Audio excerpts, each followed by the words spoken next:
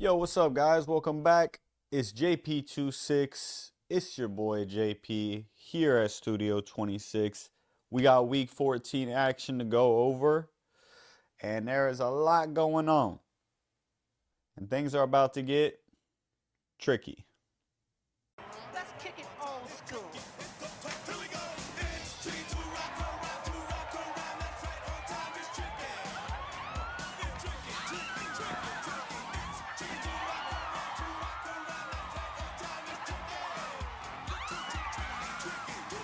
To the 6 storylines we go. You guys know the rules. Keep it real, JP. 2-6 for the 3-0. What's the team lately? 2-6 story. Let's go. Why does it taste like all like that?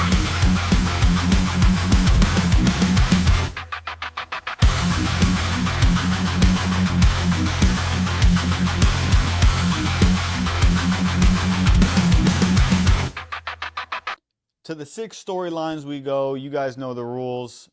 We have 6 storylines from the NFL Week Sunday that was.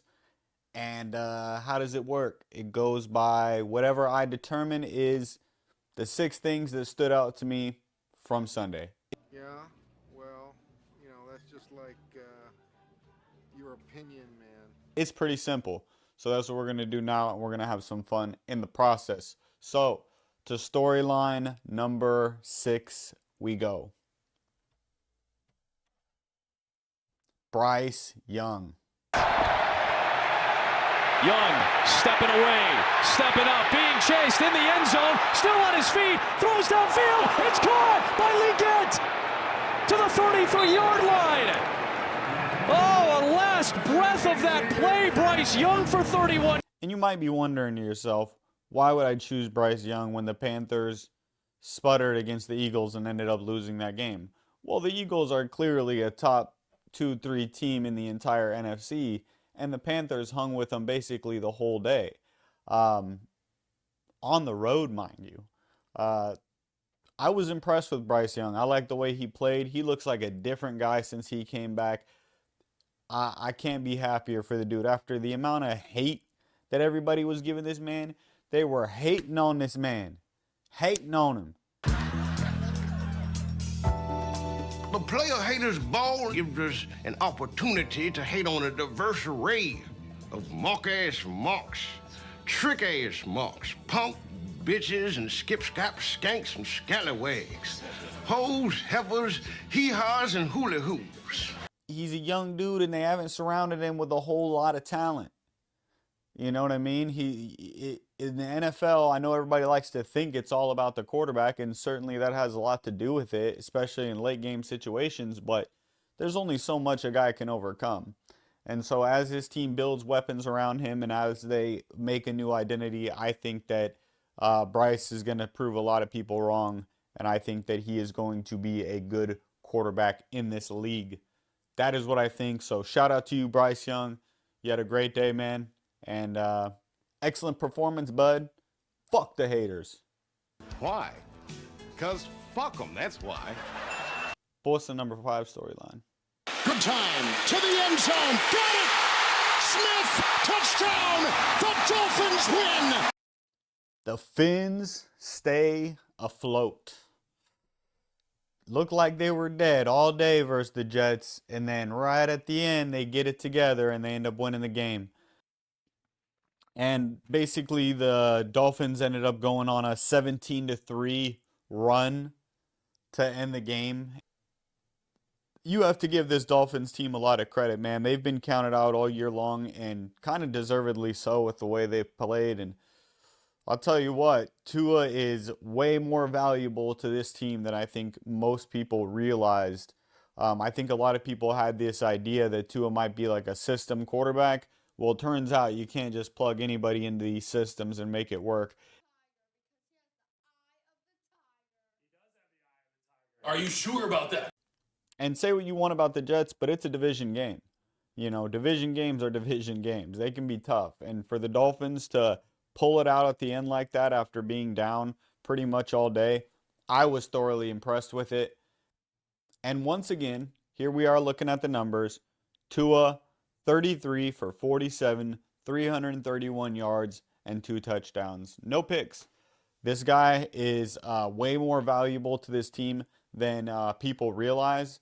And good for the Dolphins because they are staying alive barely. With a few teams being jumbled up at 8-5, there is certainly a chance that the Dolphins end up making the playoffs. Not a great one, but it's there. Dolphins end up, of course, scoring in overtime with a touchdown with Jonnu Smith, and they end up getting the big-time win. Also, Tyreek Hill coming in with 10 catches, 115 yards, and a touchdown, starting to get back to Tyreek Hill form that we're used to. So, shout out to the Dolphins.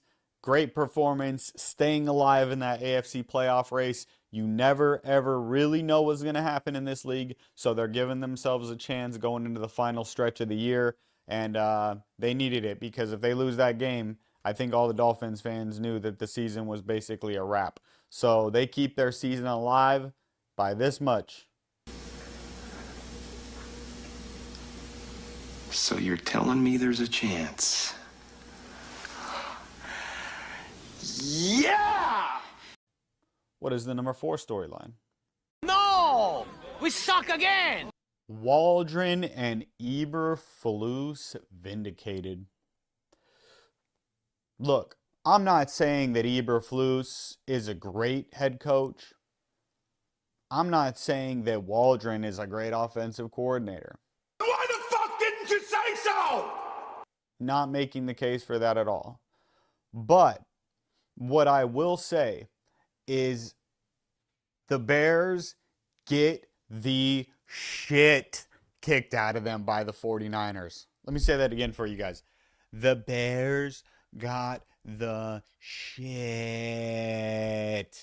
kicked out of them by the 49ers. And I'm going to tell you guys something, man. This is something that's bothering me a little bit about the Bears. There seems to be kind of an arrogance with the way that they play that's not warranted. Like they're sitting there doing these crazy celebrations on touchdowns. Meanwhile, they're down by like 4 fucking touchdowns. And I don't get it, man. I don't get it. I don't get where they get this arrogance that they're just supposed to be good already. It's like, dude, this is the NFL. Everybody's fucking good.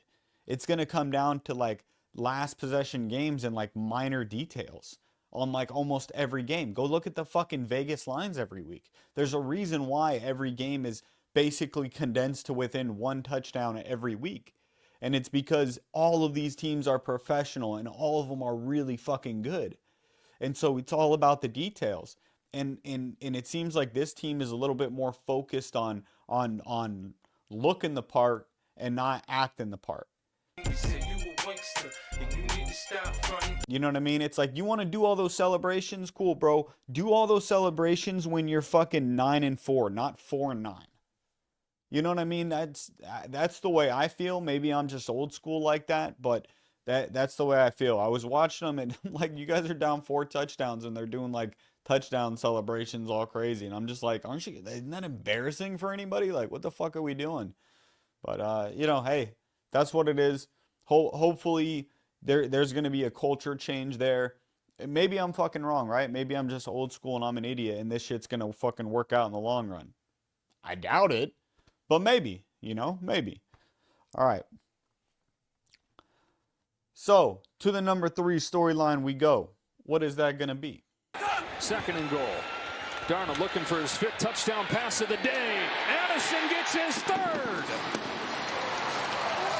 Sammy Darnold's getting paid. Getting paid. Show me the money.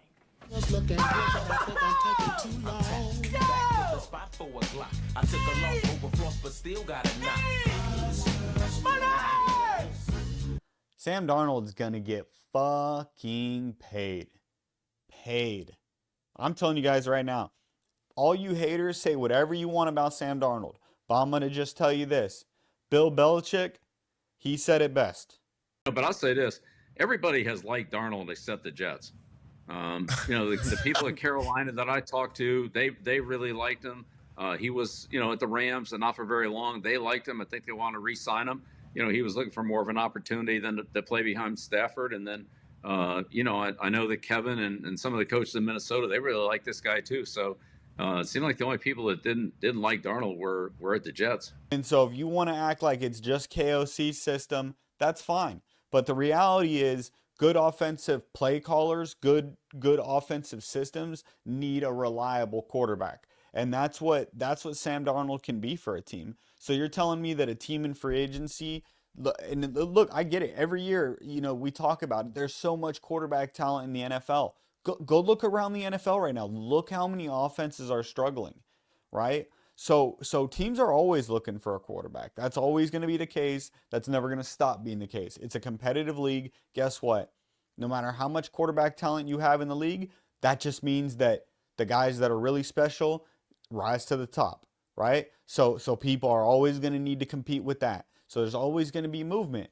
And these offensive coordinators, they need a guy that can get in there and actually do it, that's proven that they can do it. And Sam Darnold has proven that he can do it, right? He's proven that he can do it. You surround this guy with weapons, you give this guy players, he's going to be able to make it happen. You don't think the fucking Browns want to throw the whatever fucking money they have left at him? You don't think the fucking Titans would take this dude in a heartbeat? The Titans would get rid of Will Levis fucking yesterday for this dude.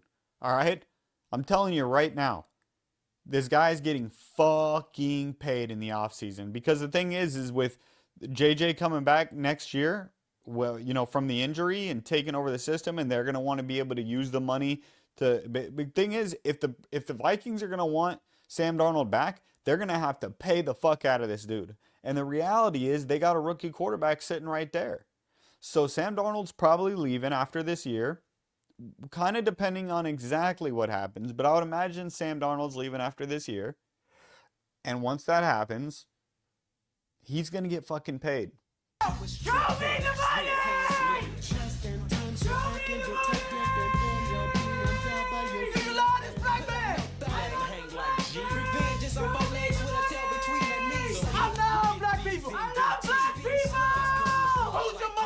Jerry, you my motherfucker!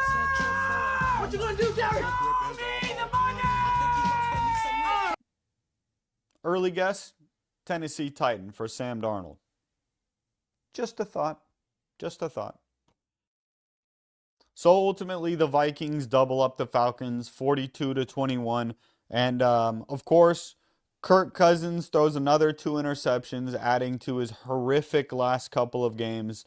And Sammy Darnold goes 22 for 28, 347, and count them. 1, 2, 3, 4. 5 touchdowns for Sammy Darnold. No interceptions. Say what you want. Throw Sammy Darnold in the MVP conversation. I'm putting it out there. I want Sammy Darnold in the MVP conversation. Am I the first one to say it? He deserves to be in the MVP conversation. Sammy Darnold, have yourself a fucking ball game, man. Jeez Louise, how many times have we been saying that this year? Put this man in the MVP conversation. What does that have to do with anything? No. He's got a point. By the way, think if the Falcons could do it over again, they would change which guy they went after?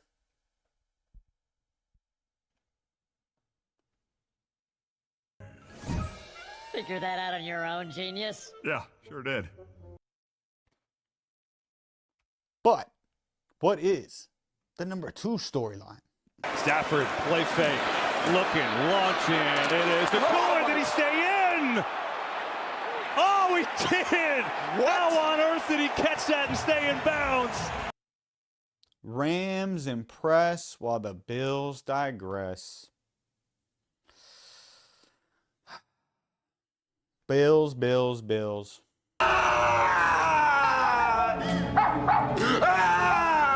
2 steps forward, 1 step back.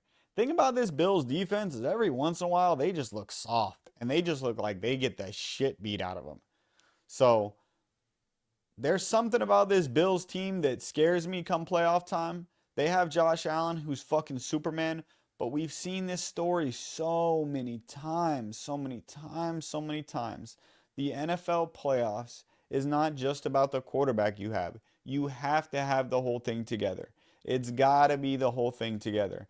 And there's something about this defense and something about the fact that it feels like Josh Allen's going to have to be Superman for every single playoff game that I can't imagine the Bills getting through. It just doesn't feel it. I don't feel it, you know? I mean, of course, we're talking about Josh Allen being Superman. What else do you want from Superman? 22 for 37, 342, 3 touchdowns, throws in 82 yards on the ground and another 3 touchdowns. It's like, I mean, that's Superman. I mean, the guy's doing what he can do, and they lost. Like, if Josh Allen can be completely Superman for you and then you can still lose, there is something to be said about what talent he is having to make up for. Like, how much is too much? You know? 44-42? You let up 44 points? I get it. I know that the Rams are hot. I understand that. But 44? Look, fellas, we can't go out there playing the game the wrong way. I mean, you're over here talking about letting Puka Nacua go for 12 for 162 and a tud. I mean, Puka's great. Don't get me wrong. He's a great player. But because he's a great player, you cannot have this guy absolutely rip you apart like that. I mean, look, the reality is they have a lot of good weapons. So it's understandable that the Rams could exploit you. But 44? I mean, geez Louise, buddy. That's crazy.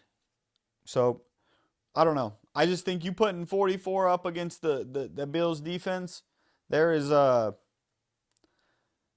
probably some problems that they're going to be facing once they get to the playoffs. And I can't imagine that with the defenses that exist in the AFC, that it's going to be, you know, the Bills putting up 42 points, let alone, you know, winning the game. So It's not over yet.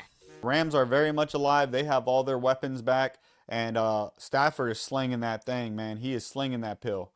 So there you go. That's the number 2 storyline. So what is the number 1 storyline of the week? Are you thinking what I'm thinking? Bring it on.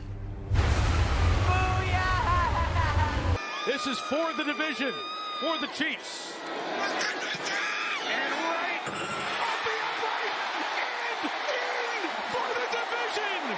It's the Dyke for the division for the Chiefs. The Chiefs, Chief, and the Chargers, Charger. The price is wrong, bitch. Yeah. I think I'm going to be honest with you guys. You guys know I'm a Chargers fan. I wasn't shocked by anything at all. Even when the field goal hit the post, I didn't bat an eye. I didn't bat an eye. I assumed it would go in. That was my first thought. I would have been shocked had it not. So that is the life of being a Chargers fan. The good news is you can't hurt me anymore. The bad news is I have no emotions left. They're all gone. All emotions are gone. Emotional, damn it. So the Chargers, Charger, the Chiefs, Chief, they get the win. To be honest with you, the play of the game, and people know it's the play of the game because it's going to show Patrick Mahomes doing his thing. But the reality is, if you actually look at that play, Deion Henley's got to know better than to bite on that pump fake. Let the quarterback throw the ball. Your job is to get that quarterback on the ground. You let the guys behind you cover, you go hit him.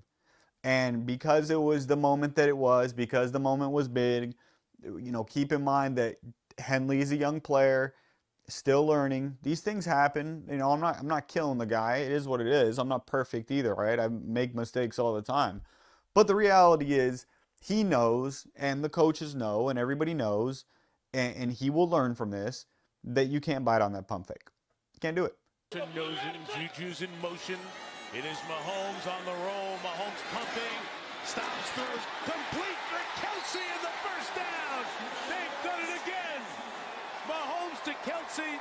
Chargers can't stop it. Chiefs in field goal range. Go tackle the body. Go get the body. Don't worry about where the ball is at. Don't worry about what Mahomes is doing with all this. That's all just that's all crossover, right? That's just AI crossover. You got to focus on the chest. Focus on right here. Where is he going? Right? That focus right here. Where is he going? And so Deion makes a young guy mistake, and he bites outside and lets Mahomes turn it upfield and find the easy first down. From there, it's just about letting the football gods do what they're going to do for you. And so there it is. The Chiefs, they remain the Chiefs, and the Chargers remain the Chargers. We'll see what happens. The Chargers could have made it a heck of a lot easier on themselves had they just won that game. But, they didn't. And so it's going to be tough for them moving forward. The Chiefs are going to kind of, it looks like, especially with the Bills loss, kind of roll into that number 1 seed. And they will await their opponent in the second round, which is not really shocking to anybody right now. So that's what it is. The Chiefs is the Chiefs. The Chargers is the Chargers. I can't say that enough. That is just what it is, History has a way of repeating itself, as they say. Now, as you guys know, the final part of the program is me trying to read. No, I'm kidding. As you guys know, final part of the program is we got quote of the day. So let's bring up the basket. Put down the television. The television. All right. It is Kurt Angle's birthday today. So happy birthday, Kurt Angle. It is December 9th. Happy birthday to you, buddy. Enjoy your day. You're the man, and you're the ultimate heel. You suck. Ladies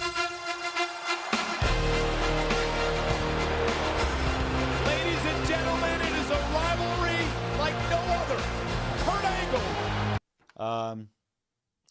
So we have a Kurt Angle quote. Quote from Kurt Angle, birthday boy. You can prance and you can dance, but when it comes to relations,